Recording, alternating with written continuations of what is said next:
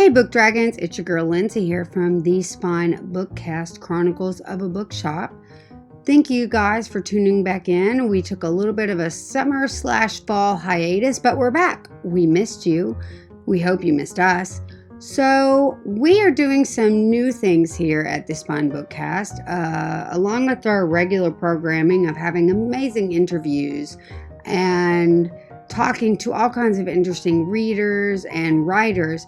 Now, one of the things that we're doing is we are opening up our interview process to doing TikTok spotlights with authors and narrators and anybody else that we feel might be able to have an interesting conversation.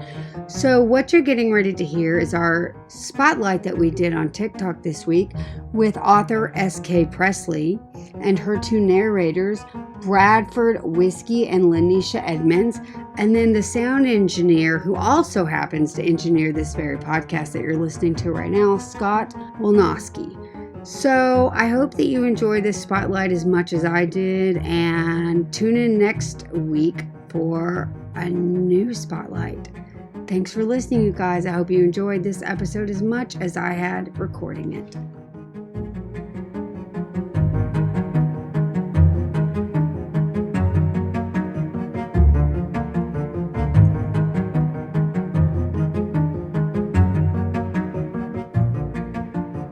Here we just sell small rectangular objects. They're called books. That's right. When I was your age, television was called books.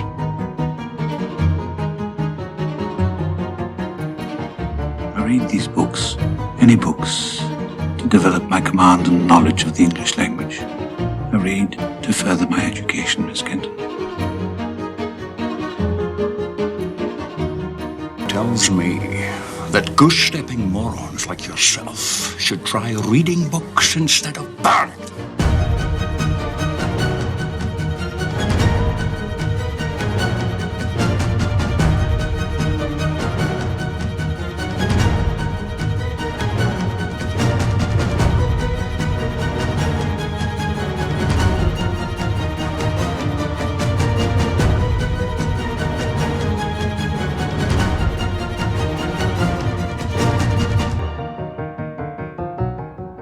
Hey, ma'am. Dang, I didn't want to be the first one. Hey, man, beauty comes first.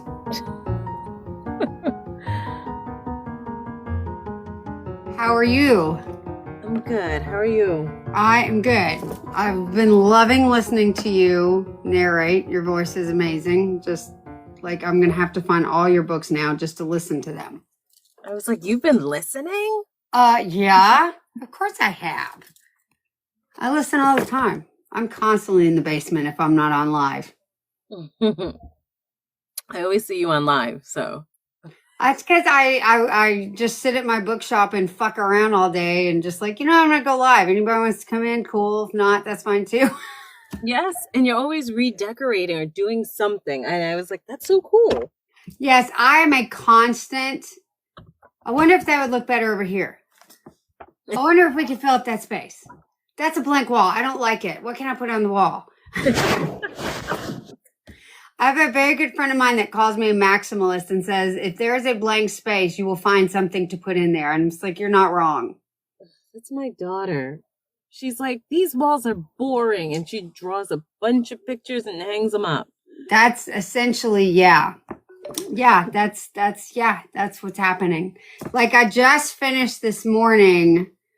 I wanted something behind my desk because I just don't like blank walls.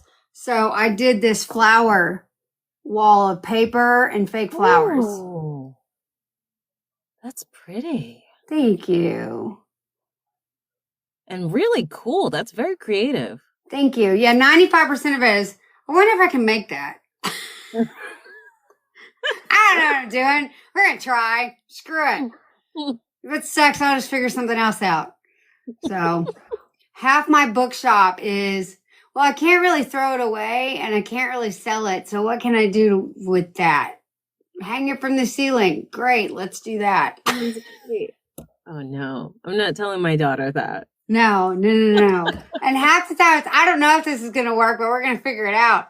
I keep Right. trying to get I see Bradam lurking, and I'm trying to get him up here, and I get Scott up here, but I haven't seen SK. There she is. So we're trying to hey, there's Bradam. And there's SK, and now we got to get Scott. Hello. Hello. Hang on, I'm trying to get my camera turned on. Okay, no worries. God, you're gorgeous. Oh, thank you. Yes. See, all of y'all are gorgeous. And I then love- I Bradam love is just that lovely little graphic that he has. Brad knows he's handsome. Hi, LaNecia. Hey, baby. I went in on the very tail end when you guys were saying bye earlier on your on the one that you were doing earlier. Yeah. And the second I logged in there, Ash called me and like I had hit the button or whatever. Y'all were hanging out, but I was trying to like get in there real quick so I could send you some hearts and stuff.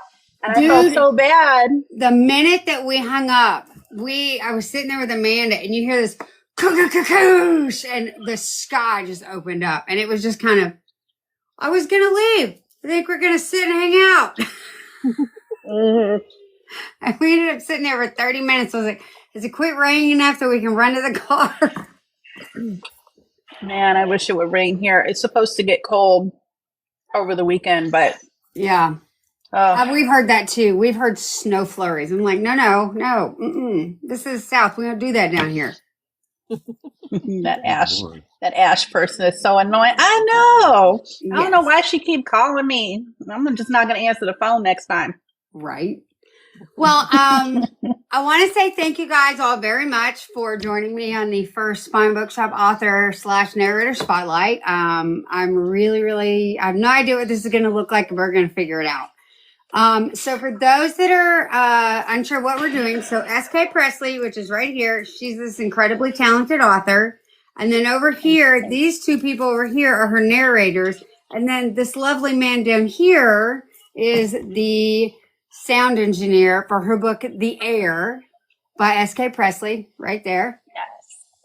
Yes. I was hoping you had copies because I didn't have a copy and I wanted to be able to show the cover. So I'm glad you have that. Oh man, I try to stay with these things next to me. I try. Good. So talk to me about what inspired this story. Like, how did you come up with the idea for this story? Tell me about your book a little bit. So I like writing dark romance, like just in general. And I had gotten fresh off of writing my Lola Unmasked series.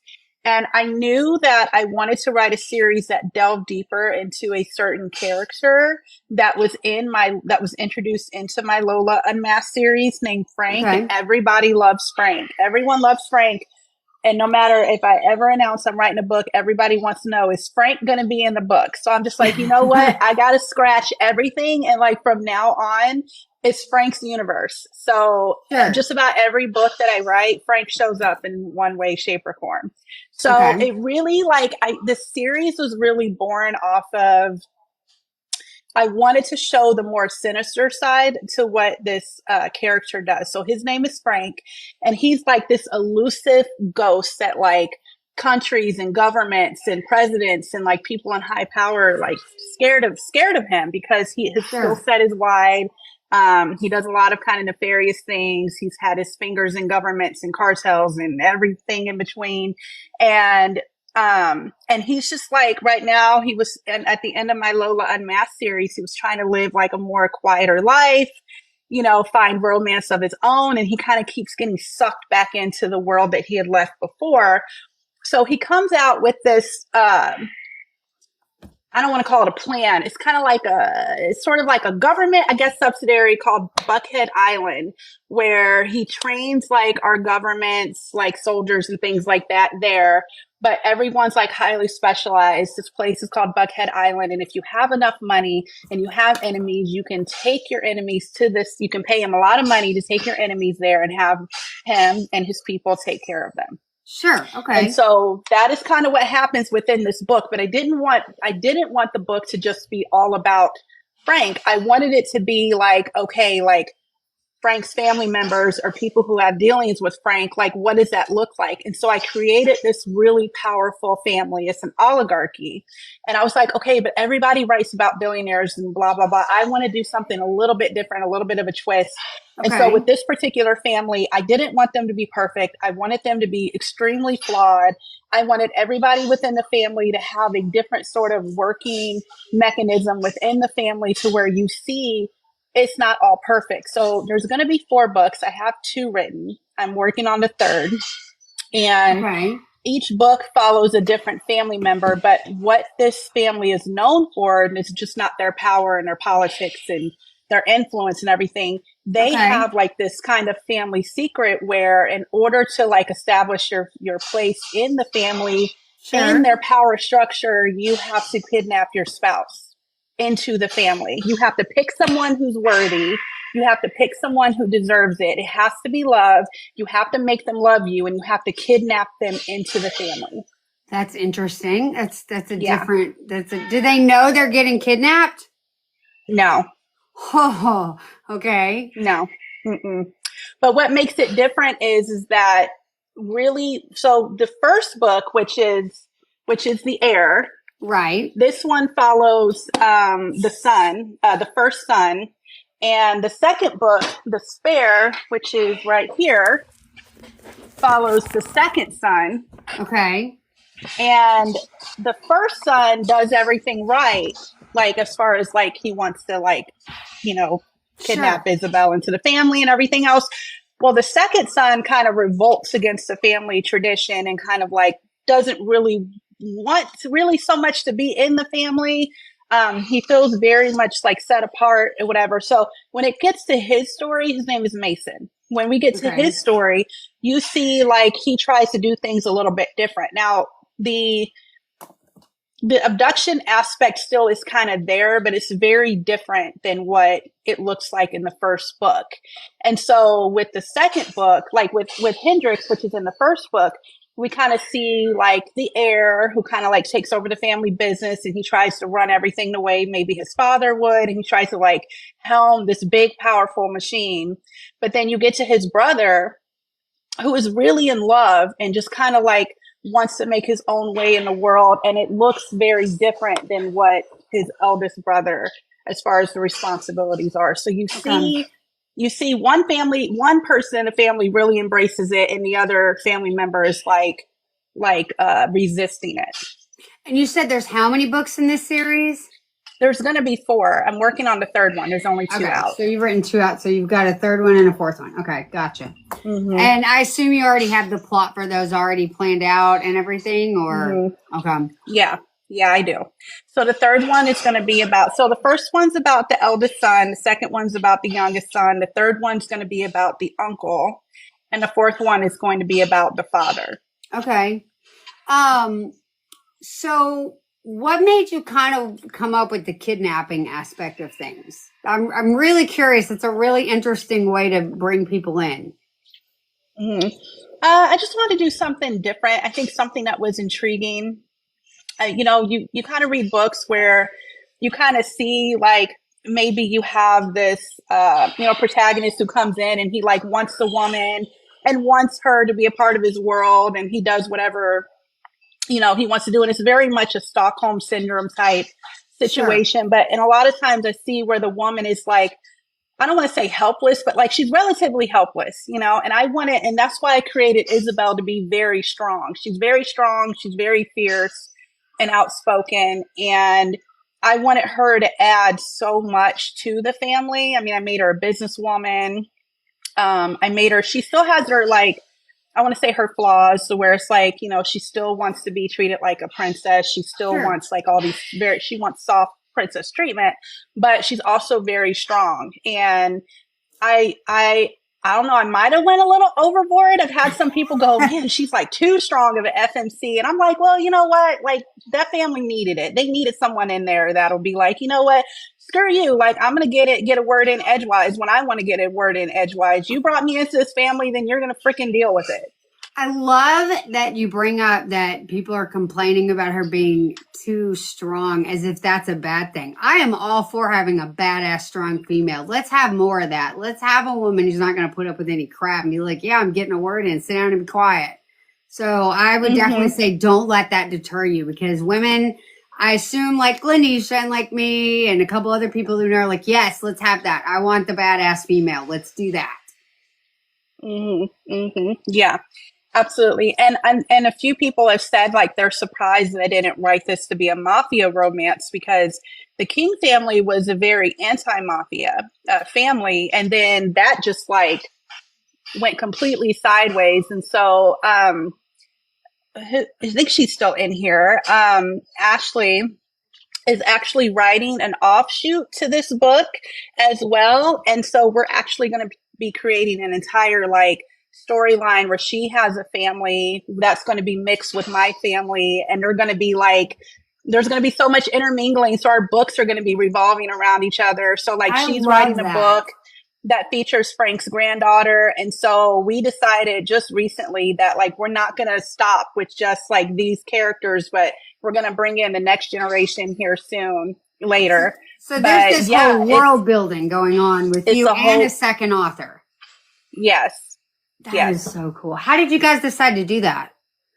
I don't know. I think it just happened really organically. Ashley's been like a huge support, you know, my time writing. She's been there since I wrote my very first book, and I use her as a muse a lot. She's my sounding board. I'll call her at 3:00 in the morning, like, oh my God, like I have this idea and blah, blah, blah. And she says lack of sleep and a lot of conversations. Yeah. We bounce things off of each other, and you know, it just really happened organically. I think she's a fantastic writer. She has an amazing imagination, and I can't wait for her books to come. She would just write them. Like I need her books to come, because you know we bounce like very well off of each other, and I think for it to happen this way, it not just is fun, but it's a good motivator to keep going. And when you have great talent like LaNecia and Brad, and then you have someone like Scott who can put everything together and like bring your work to life, it makes like, there's one thing to sit down and write a book, but it's a completely different, because you hear the voices in your head, you see it like a movie, but when you actually hear it come to life, it's like a completely different ball game. It really is. What was it like for the first time that you heard your two main characters' voices come out? Like surreal. Yeah. It was surreal. Yeah, it was surreal because I remember I was scrolling and I'd heard LaNecia. I don't know if it was a live or if it was just a random video that I saw, and she was in the middle of a sentence, and I remember just stopping, like it stopped me in my tracks, and I was like, that's Isabel. Like that's Isabel. And I remember I had a moment, I think I was telling Ashley, I had a moment where I was like, I was scared I wasn't going to be able to get her for Isabel. And I was like prepared to get down on my knees and beg, do whatever it is I need to do. Like do whatever it is I need to do, because I was like, because when you get a specific like narrator in mind and like you know that they're perfect, like I think it's almost heartbreaking to have to like hear no and then have to go to someone else, because like in your head you're always going to hear that. At least for me, I'm not going to speak for everyone else, but like for me, if I couldn't have had LaNecia, like I'm gonna be honest, I don't know, like I don't know if there would be an audiobook.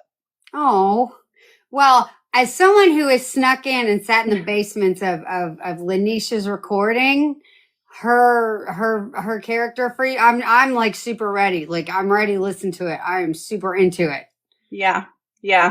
So yeah, she's the embodiment of Isabel. I'm telling you.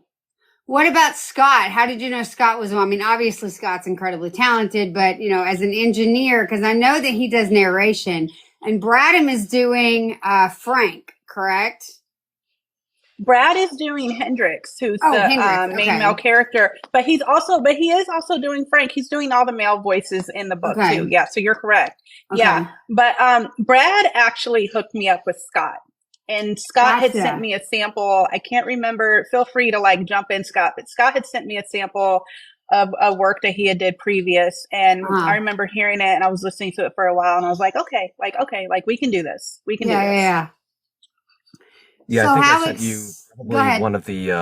one of the more difficult things or complex things that I engineered, just to be like, hey, so that's like as far as complexity, music cues, sound effects, things like that, a cast of characters, and then it's Mhm. like, so if yours doesn't have all of, first of all, if it does, that's fine, but if it doesn't, then yeah, that's 1,000% doable. Sure. Let's do this. I Sure. like to set the bar high, and then if she's like, well, we don't have all of that, or we don't need all of that, be like, great, then yeah, I can do it. Let's go.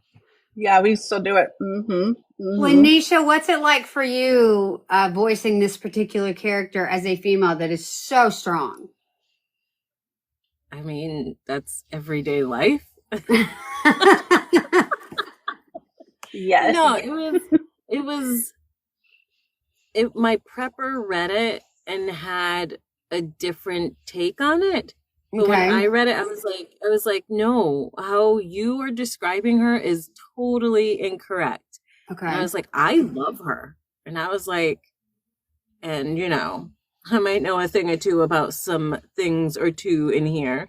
Sure. So I was like, no, you got it wrong. And I was like, I love this. Yeah. What's been have you had a favorite line that you've gotten to say as a narrator for this character? I can't remember a favorite line, but like the way he tortures her, I was like, yes, please. Everybody needs a king. I mean, Brad, how's it been narrating this character for you? It's actually been wonderful. Speaking with Sarah, in the beginning, I was very accustomed to doing just straight narration for books. Mm-hmm. So not a lot of character. And she was like, no, I want you to be this character. Mm-hmm. I'm like, I get to act? That's incredible. I love that. So yeah, actually, having a little drink of whiskey before I go to record, just kind of slip into the character. It feels nice. Yeah. So now, Scott, as a engineer, which is on the other side of what you do, because I know you also do narration. So as an engineer, how do you take the stuff that LaNecia sends you and then the stuff that Brad sends you and put it together in one coherent sound? I will tell you this. It is probably the most effortless procedure that I've ever professionally done. And it's because of three reasons. SK's words, LaNecia's performance, Brad's performance. Mm-hmm.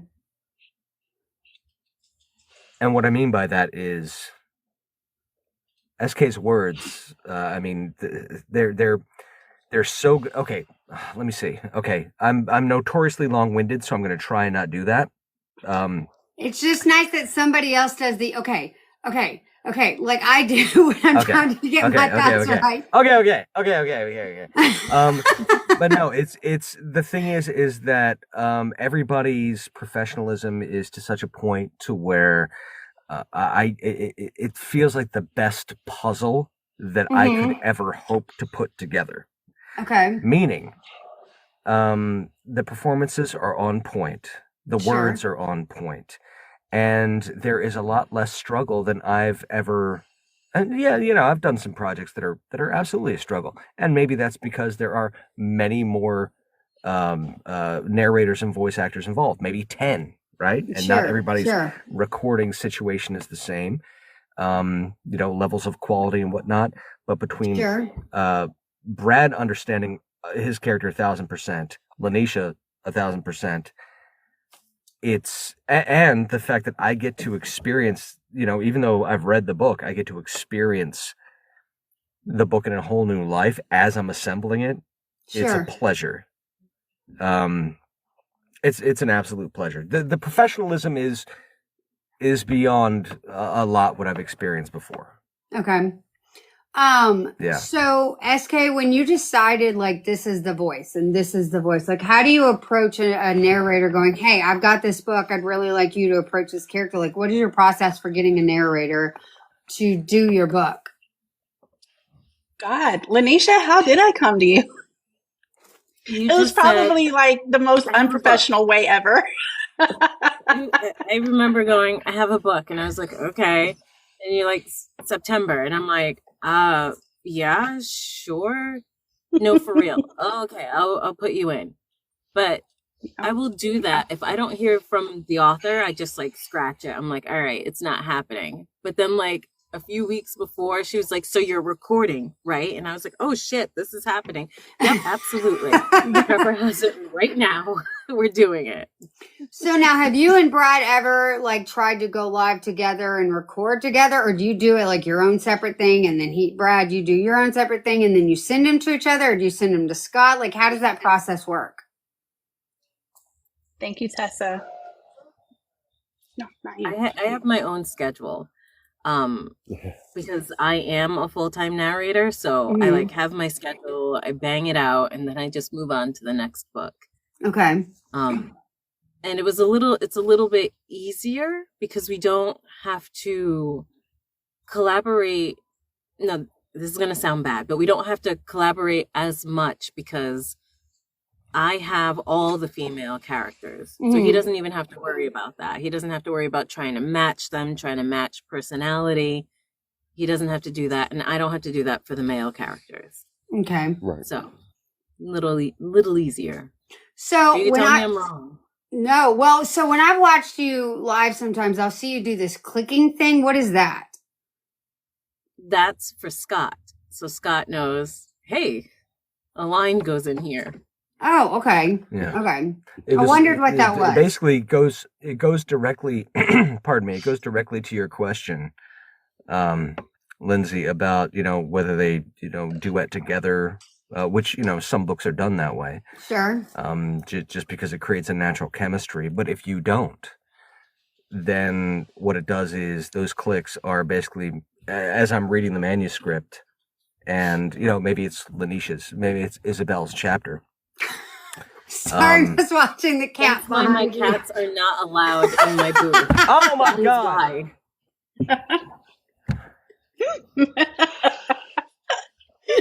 I'm sorry, you were saying, I just saw this white thing start creeping up behind you.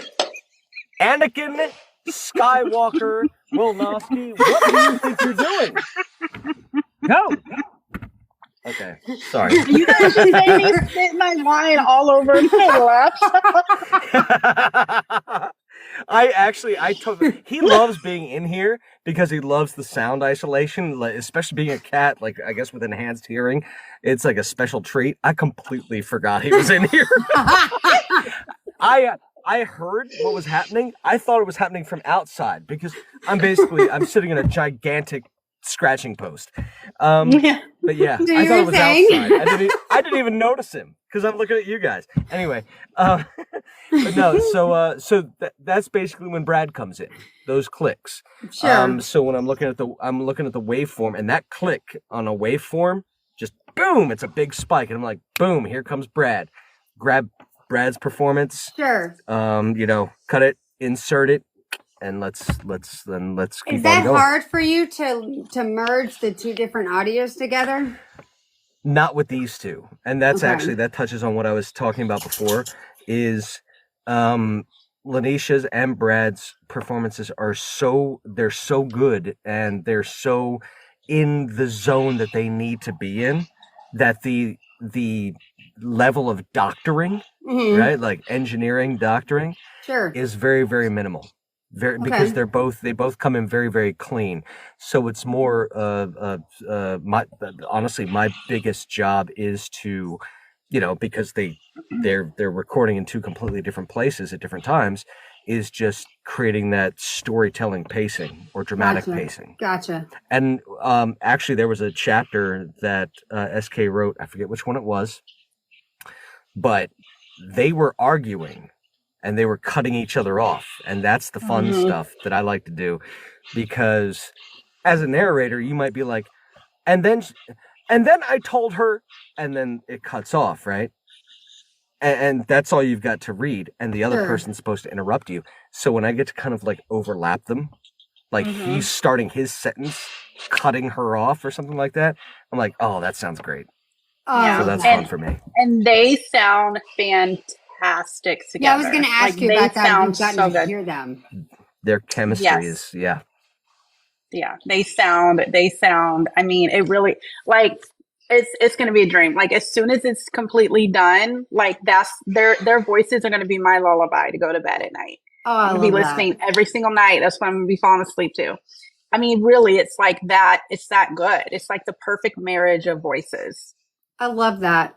So, are you just going to do the 4 books? Like, you've just got 4 books and that's it? Or do you have an idea of maybe a thought of doing more?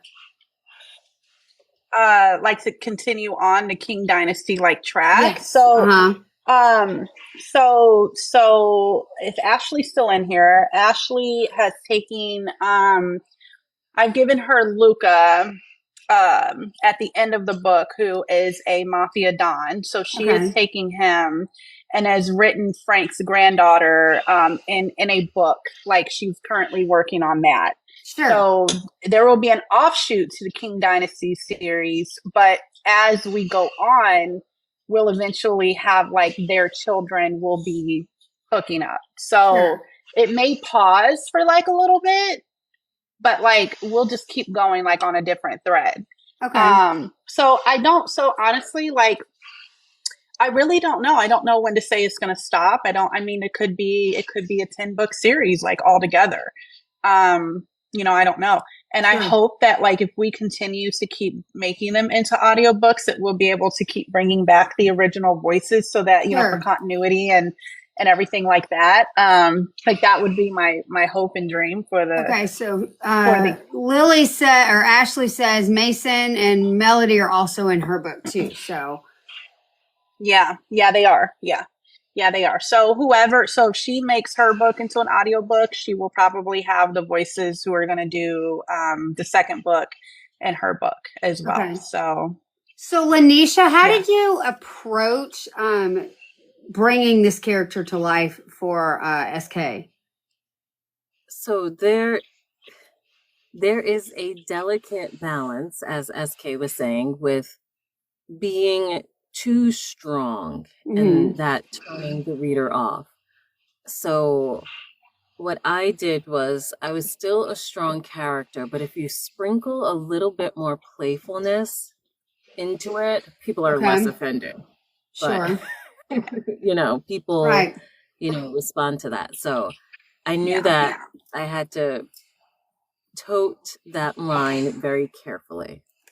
Okay. And you hit her vulnerable spots perfect. Like, even down to like the breathing and like the vulnerable spots. You brought a whole level of humanity to Isabel that, like, and I would have desperately hoped like that would have been there, but like it needed to be there. You know what I mean? Like, we need to hear those like pockets of vulnerability and like the humanity and like, yeah, like she can come across strong and she can come across a bitch. Like, you know, what woman doesn't? If we're pushed far enough, we can, you know what I mean? But like at the same time, like that comes from a place too. And I think LaNecia, you did a really good job at bringing that humanity in there, softening her up, and just like, you know what, like at the end of the day, like she's a badass businesswoman. She's got her own shit going on, but like at the end of the day, she's a woman and she wants to be, you know, loved, and she wants like all the shit that, you know, as we as women have like oftentimes in our backgrounds, like we want that to be looked at with respect and like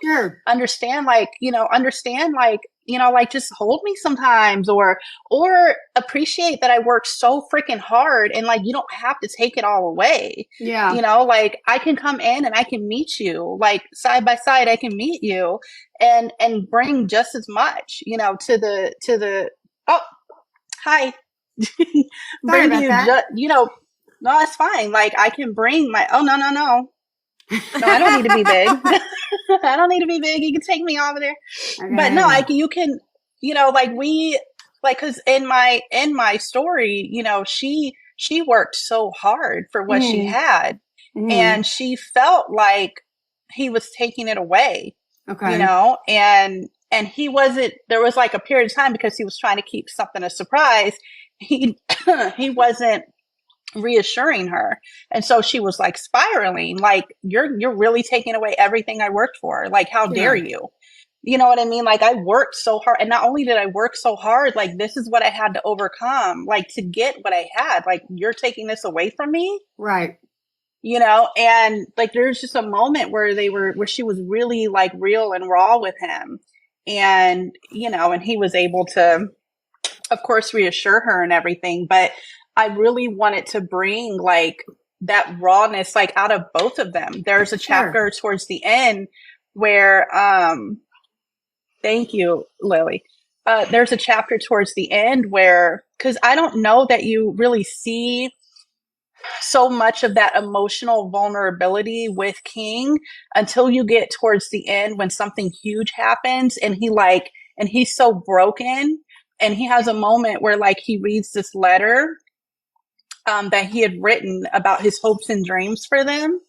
And he just like, in that chapter, like, I am so ready to hear that chapter from Brad. I know it's coming, but like, I told him, I said, when you get to that chapter, like, that will be the chapter where if you don't hit this right, I will be asking you to redo that whole letter over and over and over again until we get that right. Because you don't see, in my opinion, you don't see so much of that vulnerability from him like you do from her until you get to that spot where he feels like he's about to lose her and like everything.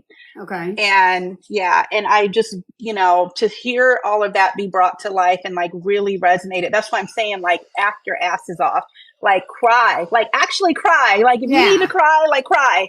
You know what I mean? Like, whatever needs to be done, like, bring this to life. Everyone will be happy. I will be ecstatic. Sure. You know. So, Brad, how are you approaching your character? Because your character is a bit of a dark horse, if I'm understanding this correct. So he is basically the guy that's always in control. Okay. And I don't know, just completely in control, completely powerful. And there's just this one person that could destroy him.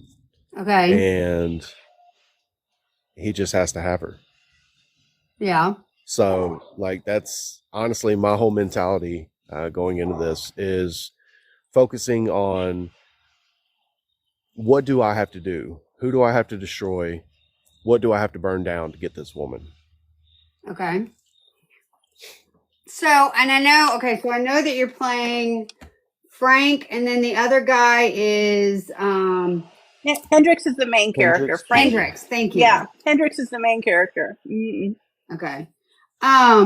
So how is it for you? And same question for LaNecia too. How is it doing multiple voices for the same? Like, you've got multiple characters. How do you go about differentiating them?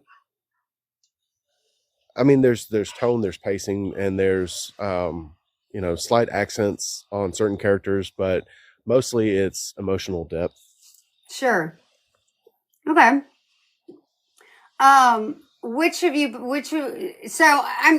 For both LaNecia and Brad, have you both played villains and heroes? And if so, which has been more fun?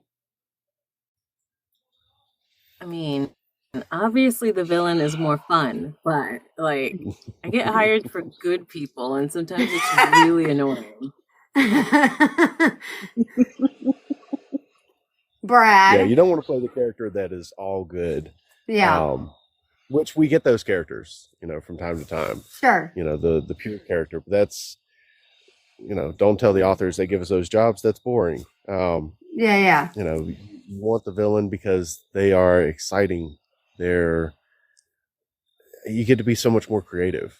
Sure. How off the cuff. So how did you come up with your villain? I'm sorry, go ahead. I didn't mean to interrupt you. I apologize. No, I was just like, if it's, and not to knock anyone, if it's well written, you can get away with some randomness in that main good character. Mm-hmm. So that's true. There is that. SK, so how did you come up, how do I ask this? How did you come up with these characters and like the level that you wanted them to do certain things? Like, how did that come about for you, that character depth? Mm-hmm. So I think when you go into the book, you kind of have this preconceived notion that the villain is like this one person.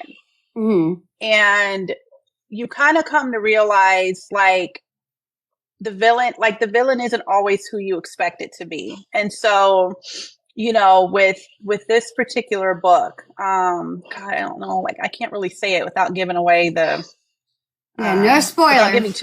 Without giving away too much, but with her, like with this book, and even in my books, I try to always make like a common thread to my books, or like little connecting pieces or puzzles or whatever.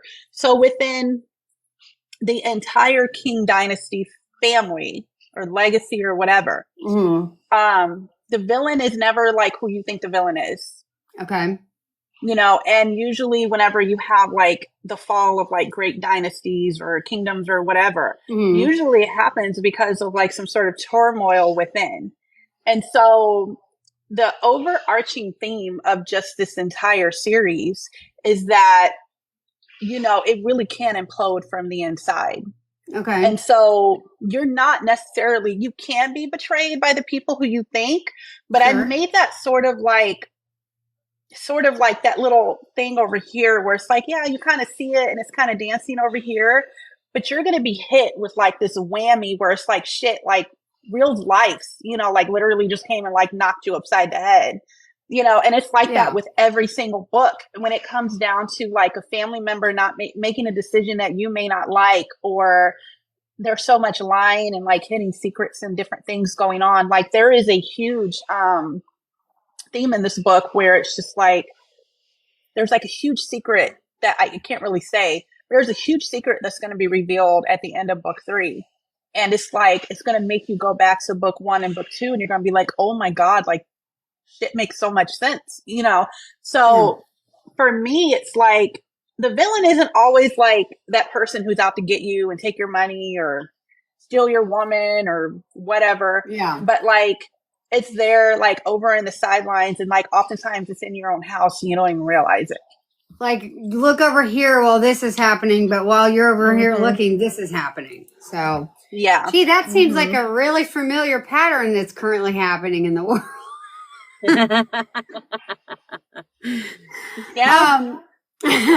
So SK, so have you heard, I assume you've heard like lots of the clips from each of them and their parts and that kind of stuff. Have you had a particular scene that you've heard so far that's been your like, holy shit moment?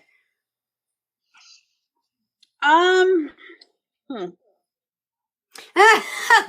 already like, yes. I kind of want LaNecia to answer this. I know for me, like, I'm kind of like, I'm getting to listen to it like in pieces. Sure. I can tell you what I'm really excited for. Okay. Well, let's have, let's have that answer. I mean, I can, but I can't. Damn. Honestly, like, I'm excited for their explosive, you know what scenes, because LaNecia made that shit sound hot. Yes. Hey, I mean, I'm here for a good smut scene. Like, I mean, yes. The room, the people in this room, we all know we're all here for it.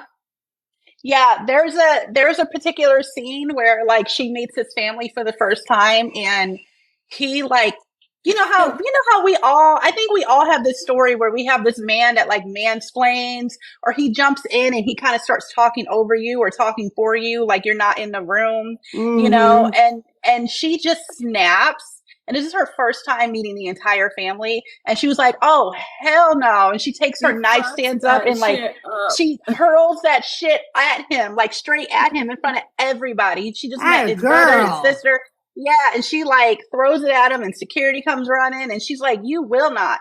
Like I'm right here. Like, and you know, I just sat here and bared my soul to you and told you everything that I just went through. And you're going to sit here and like act like this in front of me? No, like I will stab you. And she didn't say I'm going to stab you. Like she tried, you know. The whole family. Yeah. The whole family's there. I'm super into it. Super into it. Yeah, and then you got her brother like his brother like, here, take my knife because you missed the first time. You know? Like it's that kind of thing, you know. I really wanted to speak to like families who are dysfunctional. And like really the whole purpose, I think, of this entire series is really, it's just forgiveness. It's like, no matter how broken things may feel, and like things just may be feeling like they're falling here, falling there. Like if you just can come together as a family and really just come together. Sure. And it's okay to like go off and do your own thing and whatever, but just like respect and forgiveness, you know, like not everything has to be like picture perfect, but like come together, and it may not be perfect, but like, as long as like you can respect each other and love and have that mutual understanding, like it will all be okay. I love that. And that really is like my overall message of the entire series. So now, Scott, you said you read the book, right? Yeah. So do you have a favorite scene that you're waiting to hear? Yes, I actually have several. Really? And I have the complete inability to dance around and still give information without giving too much away, so I shan't. But I will say that. But I will say this. There is a scene that involves them. Actually, that SK already mentioned without going into too much. Sure. That's a scene I want to hear. I mean, now that I've gotten to know the characters, not just visually, not just through the words, but through the voices. Sure. Yeah, the voices, the performances are perfect, and I'm like, well, that's gonna be super fucking hot. Sorry, I edited myself for TV. Oh my God, you're fine. That's gonna be super what it is hot about audiobooks, because I mean, there's always been books on tape forever, right? But like, it seems like there's been a resurgence of audiobooks, especially dark romance audiobooks, and the level of being able to take that particular genre and make it really good to listen to. You know what it is? It's that is 1,000% chemistry, and they don't even have to be in the room. Like what I said before. I mean, there are some performances. There's some books that are maybe they're better done as a duet. Like live and then edited after or engineered after. But with Brad's performances, like completely encompassing not just the main character Hendrix, but the other male characters. And making them wildly different. And then the same thing with LaNecia. The chemistry between, and I could say the chemistry between LaNecia and Brad, but they're not in the same room. Yeah. But LaNecia's performance of Isabel and Brad's performance of Hendrix, even though they're recorded separately, when you splice those things together, those performances together, it pops, and I don't know how. I mean, maybe they're just excellent at their craft, which they are. That's probably it. But they get the same vibe that I get when I read the words, and it comes out in their performances. So they're on the same wavelength, even though they're not in the same room or the same state. If I can piggyback off of that, I think a really big example of that so far of the completed chapter of them even together is in the prologue, because in the prologue, it's when they it's like the time that Hendrix realizes something is off with her relationship, and she's sick, and she had wanted to call off their monthly meeting because she was really sick, and like her professional side just couldn't let her do it because she had tried to get a hold of him and he didn't respond. And so she drug herself up out of bed, let herself get dressed and everything. She came to the meeting and she's just like so sick. And like, and I don't remember, and maybe correct me if I'm wrong, but I don't remember telling either LaNecia or Brad that I wanted them to sound a specific way, like for this chapter. But in the chapter, in this prologue, you can hear the worry, the concern is heady from Brad, and you can hear her being sick and her desperation and just like almost like her defeatedness, kind of like her helplessness, and it all meshes together. And ironically, the prologue sounds the tone of the prologue sounds different than what I've heard so far of the things being mushed together from the rest of the book. But that is so freaking perfect because it jumps us off into like, it's kind of like where you see like where he kind of makes his decision. It's his desperation. It's his concern. You know, she isn't feeling good and all this stuff. And it just kind of like marries together. And I love that the tone of the prologue feels different than the rest of the book so far. And it's very like it's kind of a heavy feeling. When I listen to it, I feel like it's more of a heavy feeling than the rest of what I've heard so far. So author Joshua, I'm not going to say your last name because I know I'm going to mess it up. So I'm really sorry. But I think he brought up a really good point in that you have to have a really good story. You have to have a great narrator and popcorn. Yes, absolutely. But Blecky, thank you. I feel like those performances from those two narrators wouldn't be as good if your words weren't as astoundingly good as they were. And I think for all three of it to come together, you have to have a trifecta of talent for that to be. And then you throw in Scott, who puts it all together. Do you guys find, like, have you guys as writers or narrators or sound engineers ever found it hard when you have something that's not as good as you guys are all saying this is? Like, have you guys had projects where you're like, okay, this is a struggle, but we're going to have to make it work? Absolutely. So how do you deal with that? You take a lot of breaks. Yeah. Because you get very frustrated. Yeah. I will say this. I will say this. Oh, go ahead. Yeah. Go ahead, Scott. You go ahead. Oh, I was going to say, like, if LaNecia's breaks are anything like mine, it's just this. It's this too shall pass, and then that's it. You just repeat that to yourself like over and over again. Yeah, a bunch of F-bombs. Well, I know that LaNecia, she'll be sitting here and she'll be like, click, click. What is that? That's not even how that's supposed to sound. Okay, just dial that one back. We're going to redo that. Click, click. And it cracks me up when I hear you talk to yourself about it. Because I know I'll be sitting here writing, why are you saying that? That doesn't make any sense. So, SK, are you, when you're writing your characters, are you writing your characters or are your characters telling you, no, this is what we're going to do?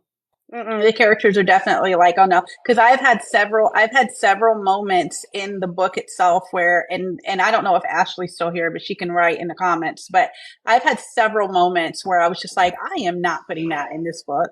I'm just not going to do it. And, you know, because it could be too inflammatory or whatever. And Ashley's like, don't you freaking dare. And I've had other people like, don't you dare take that out, you know? Yeah. And, you know, cause I always told myself, like, even in the beginning of like my writing journey is like to broach certain subjects with like respect and whatnot. But like, I didn't want to water things down so much to where the story felt inauthentic and fake. Like in my books, I try to do a very like, there's the whole, I mean, there may be families out there who like steal their spouses and all this stuff, you know, I don't know. I've never been a part of that personally, but if I was going to write a fantastical story where it's like, you've got these humongly rich and powerful people who like do this, you know, as like their family tradition and stuff like that, like I wanted to have another dose of realism. And so like I write multicultural romance. And so, but I also feel like when you write multicultural romance, if you ever have been or seen a multicultural relationship, it is not without its like hurdles and it's like conversations around race and it's conversations around whatever.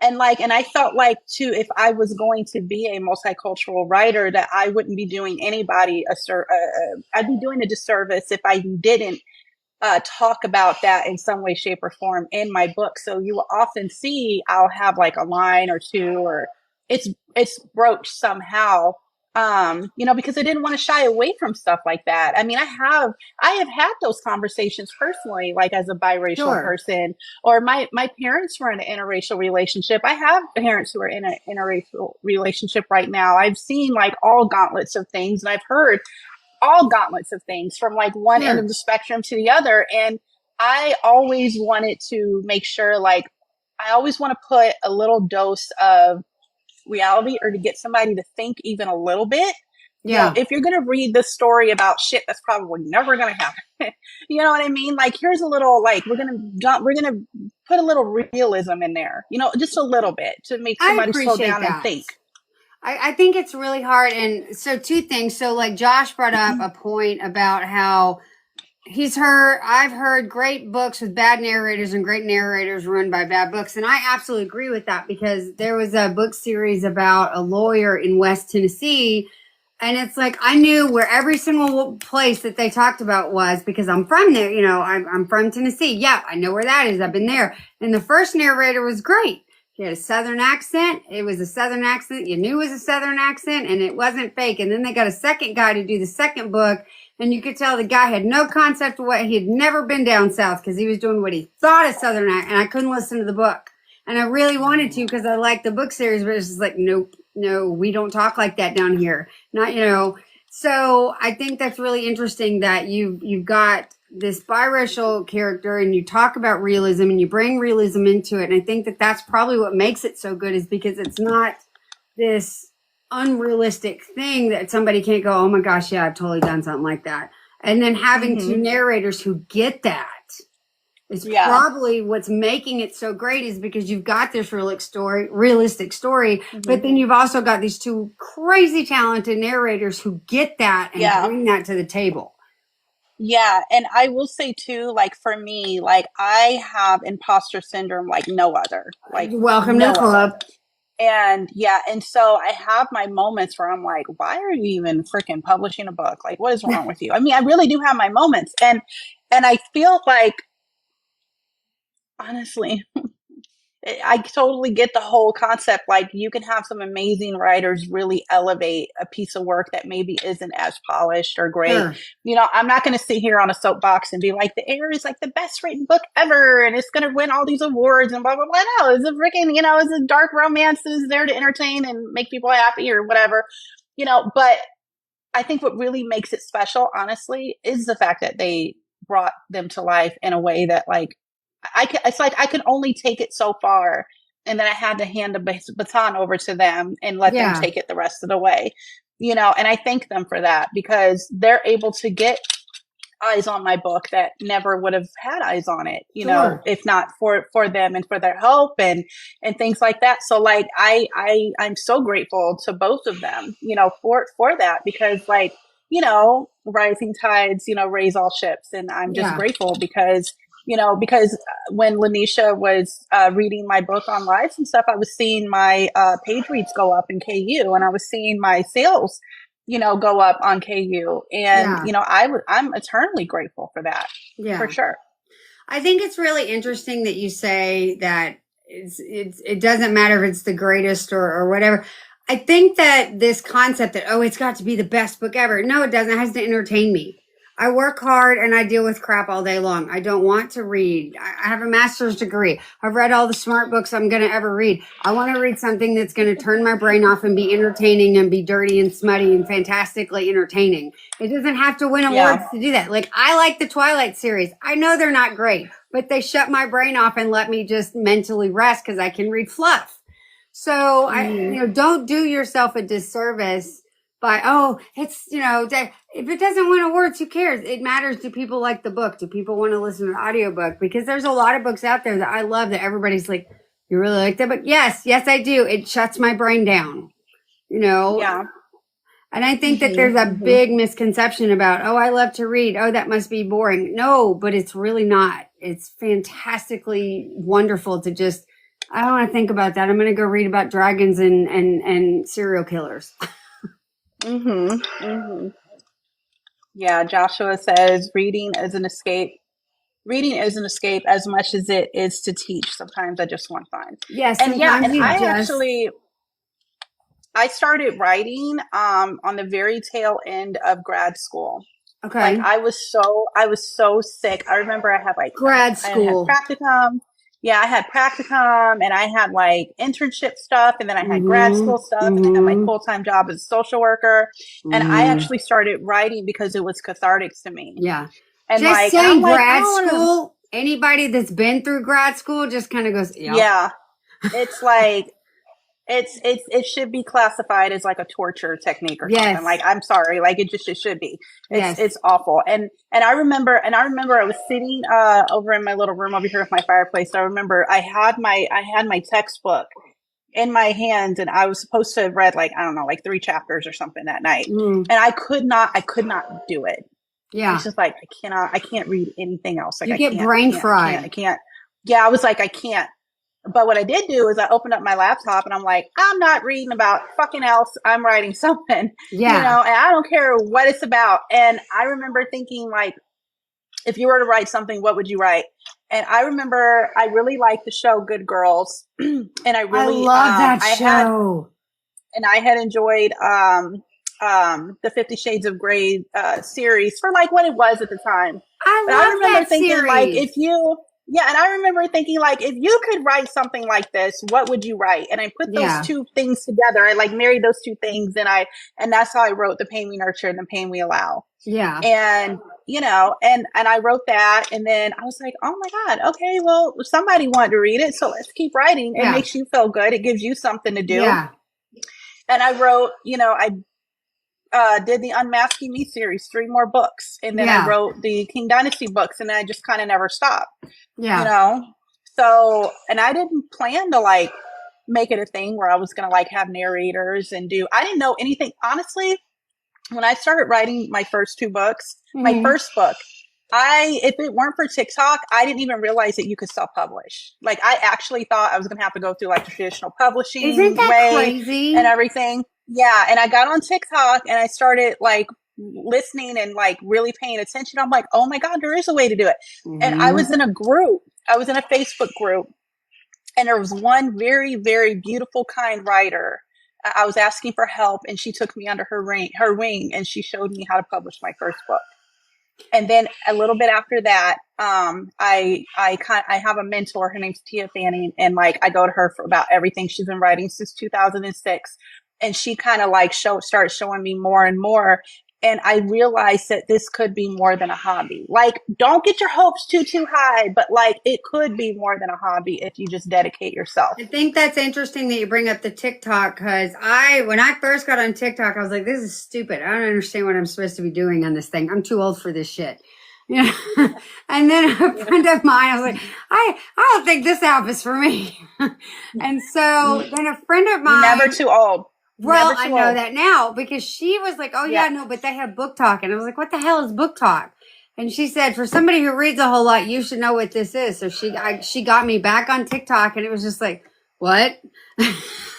And so now I have literally an entire bookshelf in my room of books that I found on TikTok. I'm like, I gotta read this one. I gotta read this one. I gotta read this one. Yeah. And now it's like, oh, I need to listen to this narration, like lights out. Never would have been on my radar till somebody on TikTok had to say, oh no, you got to listen to it.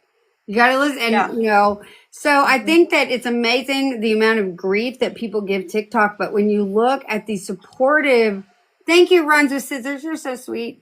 I think that when you look at the supportive community that narrators, authors, and readers have kind of developed on book talk and TikTok and when's your next book come out? Who's narrating your book? Can you read this for me? I just think that's I've never seen that on any other social media platform where people just come on and be like, ooh, all the things. Mm-hmm. Yeah. And they suck you in and make you feel so excited and like the support. I mean, you know, I felt really like I know I wouldn't be here if it wasn't for somebody going like, okay, let me show you how to do it. Like, if you don't know how to do it, let me show you how to do it. Like, literally from the kindness of others, like, am I here? You know, because you have a vision, but sometimes like a vision can only take you so far. You know what I mean? Like, somebody actually has to sit back and tell you like the technical side of it. And that's what I had needed help with, was the technical side of it. But I mean, and now, you know, I'm able to pay it forward with other people, you know, and that gives me such joy. It's almost like, I don't want to say it's more joyful than writing, but honestly, like when I can sit back and I can help another writer in any way, shape, or form, whether it's like beta reading or hooking them up with an editor, or like, hey, like, you know, do you want me to like format your book on Atticus or like whatever, you know what I mean? Like, I love being able to jump in and be a part of another person's journey, because Right. to this day, like I'm telling you, writing like saved me. And people laugh when I say this, but writing really saved my life. I get it. It did. Reading has saved my life on more occasions than I can count. And it's so funny too, because I never thought I would write a book. And then somebody was like, oh no, that sounds like that would be a really cool book. And I was like, well, it started out on AI as a D&D scenario, but I took all the AI out. What do you think? And I read my first book to Brad as one of my alpha readers. And he was just like, this is really good. I was like, no, it's not. He goes, no, but it really is. And then I was talking to Scott about one of my villains, and he's like, well, what do you think that villain would sound like? And he did it, and it was like, holy crap, I can have an audiobook. And I never would have had that had it not been for Brad and Scott going, no, but you can. And then having people like Mia going, well, I see what you're trying to say here, but maybe try saying it this way. And seeing that come to fruition is just so cool for someone who, it was never on my radar to write a book, as much less a high fantasy book. Like, no. Yeah. Hey, you crazy kids. I'm so sorry. I actually need to go. Well, we are actually running out of time. So I want to say thanks to everybody for joining me. I thank you so, so much. It's been an absolute lovely conversation. Next Friday, we're going to be talking with Rose about her book. So definitely thank you guys for coming on and talking. No problem. But before I go, I do want to say something about the book, and that is about my experience with the book. And that is, having read the book, the new life in the audio format brings with it so many more levels that I feel like I should have gotten by reading it. Sure. But to hear LaNecia and to hear Brad perform is incredible. And truly does bring a whole new dimension to it. And it's probably one of the most striking examples that I've ever heard. Yeah. Because I was actually able to read the book first, which is not always the case. And then hearing their performances chapter by chapter is like, it's like a whole new experience. Yeah. So Yeah. I just wanted to say that. And SK, that's absolutely, your writing is a huge part of that, because we can do what we can do as voice actors, as sound engineers. We can pull magic tricks. But your words are the deck of cards, and if we don't have that, we can't do shit. So, right. Well, thank you guys very much for coming on and talking, and I'm really excited to hear the finished product. Like, I can't freaking wait. So I'm super stoked. It's gonna be great.